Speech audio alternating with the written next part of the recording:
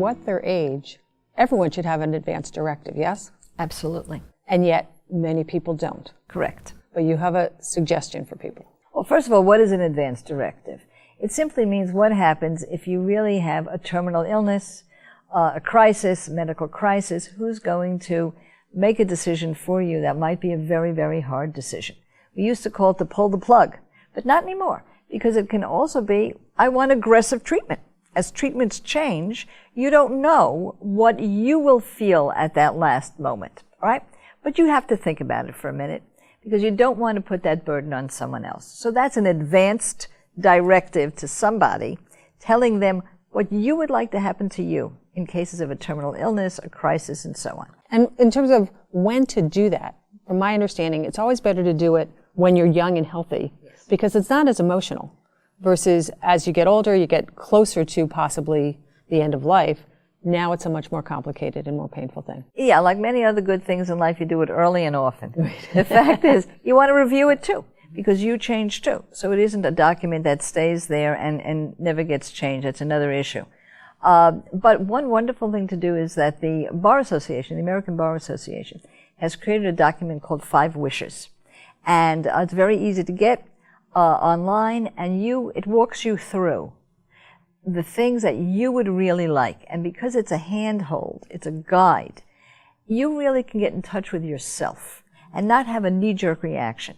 It just shows you the kinds of things and decisions that somebody else has to make, and you can tell them how you would like it to be made in writing, and then at some point, of course, sit down and have the talk with them. That's so great. 5 wishes. Now, once you produce that document, because I have the document, I don't know where it is right now. Aha. So what's the best way? Where should you keep it? Well, actually, documents like that, and not only that, but also powers of attorney, healthcare directives, which is what happens when you are alive. It's just a matter of how you want to be treated while you're having an illness. There should be 3 copies. You keep one. You have one with your attorney, whoever prepared it for you, if you happen to have one. And of course, the person who's the fiduciary ought to have a copy of it. But I would suggest that you or your attorney have the original, because you don't want confusion, and the one that is a copy should say in big letters, this is only a copy. So if you change the original, it's the one that's going to be binding, not some old copy that you forgot to replace. So I'm going to push you on this for 1 second, though, because, in fact, my lawyer has my original, and mine is probably either in a safe or in a drawer. But there I was at the hospital with my father-in-law who'd had a stroke, and no idea where it is. I knew that he had something. So in this day and age of telephones, should we also just literally take a picture of it, just like I have a copy of my passport and a copy of my driver's license on my phone, and then you've got a copy of it if you're in an emergency room? Sure. Anything that you can do to do this electronically is going to be very valuable. There's also another more practical part of it. Some people do have primary physicians, particularly when they're older. You can have their office have one as well. Yeah. If you have been using the same doctor who visits you in a hospital, you can have them have one of those as well.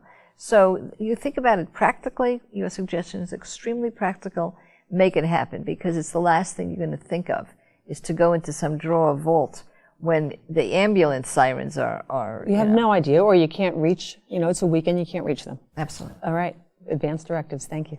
If you like what you just saw, we have many more videos with Adriane Berg and with more experts at bottomlineinc.com. And do me a favor, do that social thing, share it, tell your friends, tell your family, come to bottomlineinc.com.